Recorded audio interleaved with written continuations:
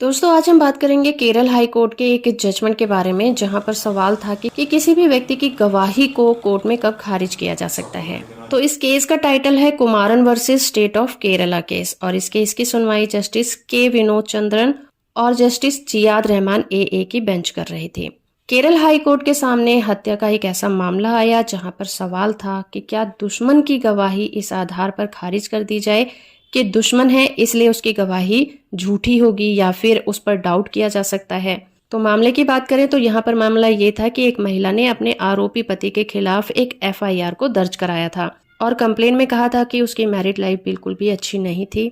उसका पति शराब पीता था और पीने के बाद उसके साथ बहुत ज्यादा क्रुएल्टी करता था, इसलिए उसने पति को छोड़कर दूसरे व्यक्ति के साथ वो रहने लग गई थी, जो उसका एक रिश्तेदार भी था।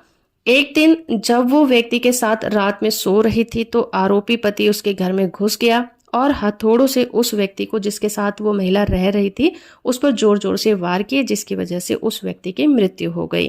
तो यहाँ पर पत्नी ने आरोप लगाया था कि पति ने उस व्यक्ति को सिर्फ इसलिए मारा क्योंकि वो महिला उस व्यक्ति के साथ रहने लगी थी। कोर्ट में पति के वकील ने ये तर्क दिया कि पत्नी अपने पति के खिलाफ गवाही सिर्फ इसी बेसिस पर दे रही है क्योंकि वो अपने पति की दुश्मन है, उसकी गवाही पर भरोसा नहीं जताया जा सकता। कोर्ट ने मामले पर नजर डाली। कोर्ट ने कहा कि दुश्मनी चाहे साबित ही क्यों ना हो जाए, किसी सबूत को खारिज करने का आधार बिल्कुल नहीं बनती। यानी कि मान लिया जाए कि अगर वो महिला अपने पति की दुश्मन भी है, लेकिन अगर उस महिला ने किसी क्राइम को होते हुए देखा है तब भी उसकी गवाही को आधारहीन नहीं बनाया जा सकता, क्योंकि आई विटनेस को झूठा साबित करने के लिए कोई ना कोई ग्राउंड्स जरूर होने चाहिए। इस बात से ये कंक्लूजन नहीं निकाला जा सकता कि कोई व्यक्ति किसी का क्लोज रिलेटिव है इसलिए उसे फंसाने के लिए कोई झूठी गवाही देगा ताकि असली मुजरिम कानून से बच जाए। केस के फैक्ट को देखते हुए कोर्ट ने कहा कि जब पत्नी ने दूसरे व्यक्ति के साथ रहना शुरू कर दिया तो पति को इस बात पर गुस्सा जरूर आया होगा, जो कि अपराध करने के लिए उस व्यक्ति को उकसाता है और एक मकसद भी देता है।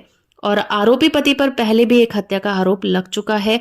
तो कोर्ट ने इन सभी बातों को ध्यान में रखते हुए अपना फैसला सुनाया और पति को ही दोषी माना और ये कहा कि महिला की गवाही को खारिज नहीं किया जा सकता। कोर्ट में किसी भी व्यक्ति की गवाही को खारिज करने के लिए मजबूत एविडेंस होने चाहिए, ग्राउंड्स होने चाहिए, जिसकी वजह से ये पता लगाया जा सके कि व्यक्ति झूठ बोल रहा है और झूठी गवाही दे रहा है। हो फ्रेंड कि आपको ये वीडियो इन्फॉर्मेटिव लगा होगा। वीडियो इन्फॉर्मेशन अच्छा है तो आप इसे लाइक, शेयर और चैनल को सब्सक्राइब करना बिल्कुल मत भूलिएगा।